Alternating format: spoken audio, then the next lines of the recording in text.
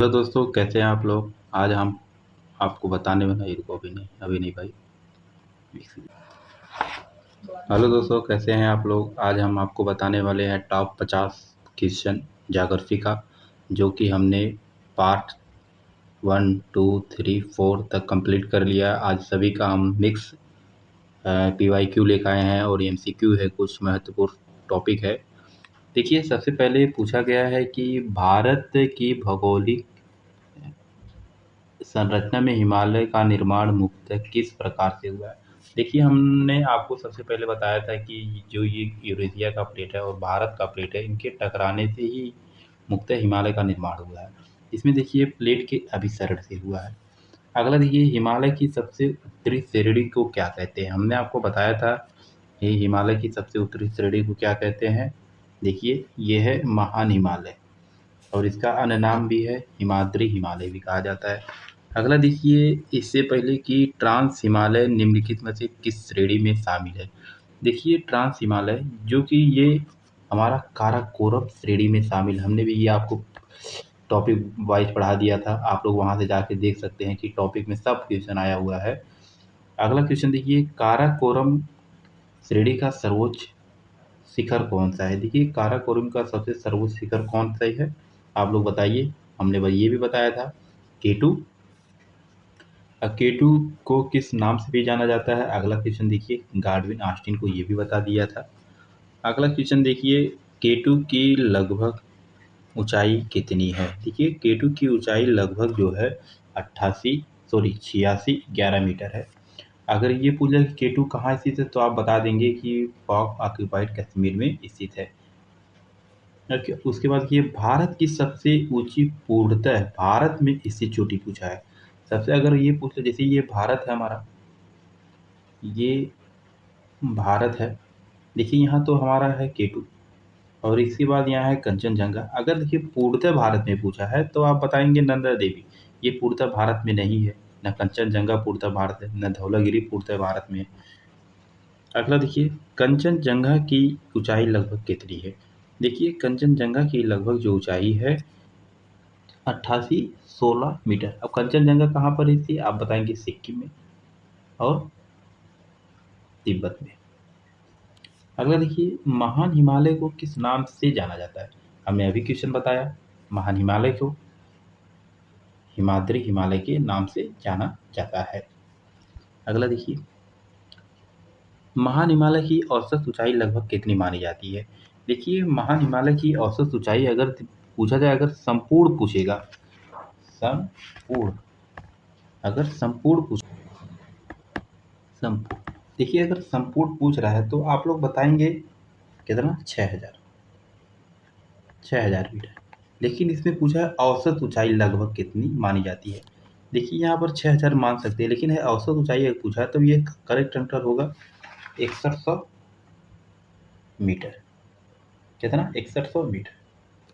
लघु हिमालय, लघु हिमालय को किस नाम से जाना जाता है। देखिए, लघु हिमालय को हमने आपको बताया था हिमाचल हिमालय को जाना जाता है और इसका एक अन्य नाम है मध्य हिमालय। क्या है, मध्य हिमालय। देखिए देखिए, ये हमारा ट्रांस हिमालय है, यहाँ पर उसके बाद आ गया हिमाचल हिमालय, उसके बाद शिवालिक हिमालय। अब देखिए क्वेश्चन भी आ गया, शिवालिक हिमालय की कौन सी श्रेणी है। देखिए, हिमालय ये शिवालिक जो पूछा है, शिवालिक हिमालय की कौन सी श्रेणी है। सब देखिए, सबसे दक्षिण में है, सबसे दक्षिण में। सबसे पहले ट्रांस हिमालय है, उसके बाद मध्य हिमालय है, उसके बाद शिवालिक हिमालय है। इसलिए सबसे दक्षिण में ही है शिवालिक हिमालय। अगर पूछ लेगा शिवालिक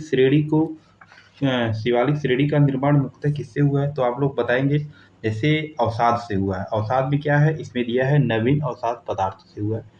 हिमालय की सबसे बाहरी श्रेणी वही है, हिमालय की सबसे बाहरी श्रेणी क्या है, सबसे बाहरी श्रेणी कौन सी है, तो आप लोग बताएंगे इसका कौन सी है, शिवालिक श्रेणी है, क्योंकि ये सबसे दक्षिण में है। हिमालय श्रेणी में सबसे ऊंची चोटी कौन सी है। देखिए, हिमालय की सबसे चोटी कौन है, महान हिमालय। ये हिमालय की सबसे ऊपरी चोटी है। अब देखिए, ये दून घाटियाँ मुख्यतः किनके बीच पाई जाती है। अभी तो फिलहाल दून घाटी नहीं, पवित्र घाटी नहीं बताए हैं। जब घाटी बताएंगे वहाँ पर अगला वीडियो में, उसमें टॉपिक वाइज में, तो हम आपको वीडियो पूरा कंप्लीट करवा देंगे। इससे पहले आप लोग देखिए कि इसमें पूछा है दून घाटियाँ मुख्यतः किनके बीच में पाई जाती है, तो आप लोग तुरंत बताएंगे हिमाचल हिमालय और शिवालिक हिमालय के बीच में। इसको हम डिटेल बताएंगे अगला वीडियो में जब टॉपिक वाइज पढ़ा रहे हैं यहाँ पढ़ा। अगला देखिए देहरादून की किस प्रकार की घाटी है, तो आप बताएंगे देहरादून दून घाटी है। अगला देखिए लद्दाख श्रेणी किस बड़े पर्वत तंत्र का भाग है।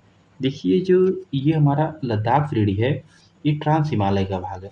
देखिए हम आपको बताए थे ट्रांस हिमालय में क्या क्या आता है, जो कि हम वीडियो में आपको बता चुके हैं, फिर भी हम आपको बता दे रहे हैं कि ट्रांस हिमालय में क्या कौन कौन सा आता है। सबसे पहले देखिए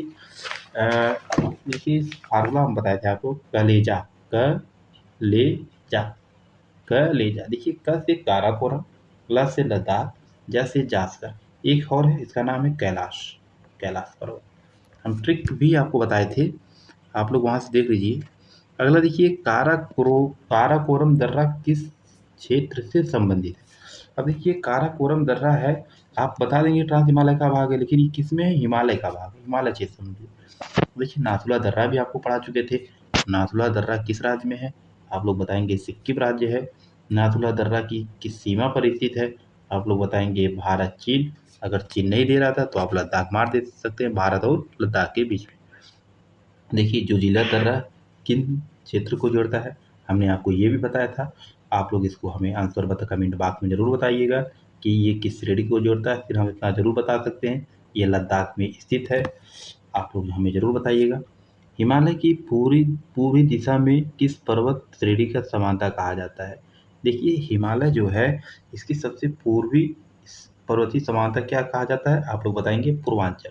देखिए ये जैसे ये हमारा सबसे पूर्वी है, पूर्वांचल में क्या क्या आता है, जैसे पटकई बूम पहाड़ी आता है, नागा पहाड़ी आता है, उसके बाद मीजो पहाड़ी आता है। क्या मीजो पहाड़ी आता है। जब हम आपको पूर्वांचल के बारे में पढ़ाएंगे डिटेल में अगले क्लास में हम आपको बताएंगे। देखिए भारत का प्रायद्वीप पठार मुख्यतः किन प्रकार चट्टानों से बना है। देखिए जो हमारा ये चट्टान है सबसे प्राचीन चट्टान कठोर चट्टानों से बना है। अभी भारत प्रायद्वीप का आकार कैसा होता है, देखिए जैसे ये हमारा भारत है, देख रहे हैं भारत का प्रायद्वीप कैसे बता रहा है, ये है यहाँ पर देखिए मैप है, ये मैप है। अब यही वाला प्रायद्वीप है। प्रायद्वीप कैसा आपको दिख रहा है, त्रिकोणी दिख रहा है, ये हमारा त्रिकोणी है। अगला क्वेश्चन देखिए, अगला क्वेश्चन पूछा है प्रायद्वीप पठार के पश्चिमी भाग में कौन सी पर्वतमाला स्थित है। देखिए जो हमारा प्रायद्वीप पश्चिमी भाग में है, जैसे ये हमारा प्रायद्वीप है, ये देखिए ये प्रायद्वीप, इसके पश्चिम में पूछा है, पश्चिम में घाट ही है ना, ये पूर्वी घाट है और ये पश्चिमी घाट है। अब पश्चिमी घाट का अन्य नाम भी पूछ लिया है, अगर आपको पश्चिमी घाट अन्य नाम भी पूछ लिया तो आप बताएंगे सह्याद्री। क्या बताएंगे, सह्याद्री। अगला देखिए पश्चिमी घाट की सबसे ऊंची चोटी भी पूछ लिया है। ये देखिए पश्चिमी घाट की जो सबसे ऊंची चोटी है वो हमारा अन्नामुडी है, अन्नामुडी है। अन्नामुडी की ऊंचाई लगभग कितनी मानी जाती है, आप लोग बता देंगे कि 2695, 2695। अब देखिए अनाईमुडी किस राज्य में है, अनाईमुडी पर्वत किस राज्य में स्थित है, आप लोग बताएंगे केरल। देखिए इसमें अगर एक टॉपिक आ जा रहा है अनाईमुडी, इसमें हम लगभग 4-5 क्वेश्चन लेकर आ रहे हैं। सबसे पहले हम अनाईमुडी किस राज्य में पूछे आया, उसके बाद हमने पूछा अनाईमुडी की औसत ऊंचाई कितनी लगभग कितनी है, उसके बाद पूछे हमने पश्चिमी घाट की सबसे ऊंची चोटी कौन है। ये देखिए 3 क्वेश्चन अनाईमुडी से ही आ गया। अगला क्वेश्चन देखिए पश्चिमी घाट की तुलना में पूर्वी घाट कैसा है। देखिए पश्चिमी घाट की तुलना में और पूर्वी घाट की तुलना में कैसा है, सबसे पहले हम बताते हैं कि असतत खंडती।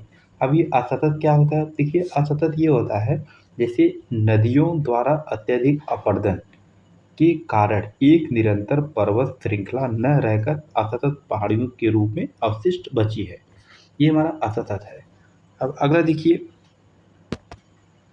पूर्वी घाट किस प्रकार की है? बताएंगे आप असतत है। क्या बताएंगे, असतत बताएंगे। अगला क्वेश्चन देखिए नीलगिरी पहाड़ी किन घाटों के मिलन क्षेत्र में स्थित है। देखिए जो ये हमारा पूर्वी और पश्चिमी घाट है इसी में हमारा स्थित है। अगला क्वेश्चन देखिए, अगला क्वेश्चन हमारा ये है कि नीलगिरी पहाड़ी की नीलगिरी पहाड़ी की प्रमुख चोटी कौन है? तो आप लोग बताएंगे डोटा बेटा। अगर इसका पूछ लिया ऊंचाई कितना बताएंगे, आप लोग बताएंगे 1637 मीटर। अगला क्वेश्चन देखिए, अरावली पर्वतमाला की सर्वोच्च चोटी कौन है? देखिए अरावली पर्वतमाला की जो हमारी सर्वोच्च चोटी है, तो आप लोग क्या बताएंगे? क्या है? गुरु शिखर। गुरु शिखर कहाँ है? राजस्थान में है। अगला क्वेश्चन, गुरु शिखर पर्वतमाला किस राज्य में, किस पर्वतमाला में स्थित है? अगर ये पूछे किस पर्वतमाला में स्थित है, तो आप लोग क्या बताएंगे? देखिए एक सेकंड आपको बता दे रहे हैं, 36वां क्वेश्चन है। किस राज्य में बताएंगे? ये अरावली। कहाँ बताएंगे? अरावली। अब पूछा अरावली पर्वतमाला की दिशा समांतर कैसा होता है, तो आप लोग बताएंगे दक्षिण। देखिए ये हमारा ईस्ट है, उसके बाद वेस्ट, पीछे वेस्ट है, ऊपर नॉर्थ है और नीचे साउथ है।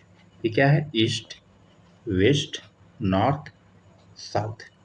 देखिए दक्षिण पश्चिम क्या है? ये देखिए दक्षिण पश्चिम से और कहाँ? उत्तर पूर्व। यही हमारा अरावली पर्वत माला है। देखिए पहले यहाँ देखिए दक्षिण पश्चिम में है, उसके बाद उत्तर पूर्व में है।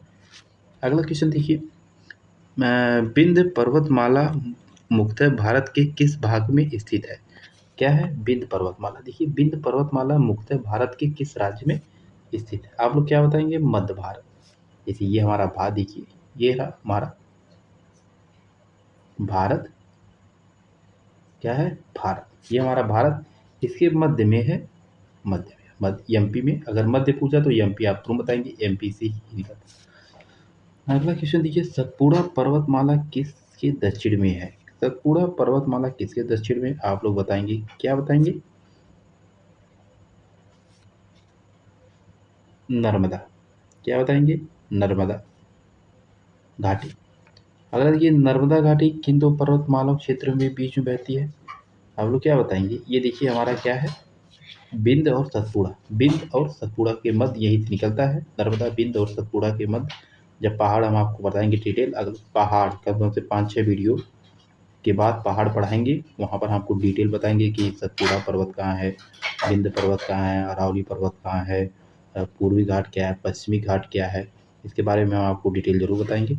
अगला क्वेश्चन देखिए, भारत के प्रायद्वीप पठार का सबसे प्राचीन भाग कौन सा माना जाता है? देखिए सबसे अगर प्राचीन भाग पूछ रहा है, तो आप लोग क्या बताएंगे? कहाँ? हाँ ये रहा 3141। क्या बताएंगे? अरावली। अरावली प्रायद्वीप प्राचीन का सबसे भाग माना जाता है। दक्कन का पठार मुख्यतः किस प्रकार के चट्टानों से बना है? देखिए ये बना है बेसाल्ट के चट्टानों से। दक्कन ट्रैप का निर्माण मुख्यतः किससे हुआ है? तो आप लोग बताएंगे ज्वालामुखी के लावा से हुआ है। अगर देखिए जो ये एक क्वेश्चन और देख लीजिए, अरावली पर, अरावली क्षेत्र है, ये हमारा ये क्या है? सबसे प्राचीन वलित पर्वत है। अरावली कैसा है? सबसे प्राचीन वलित पर्वत है।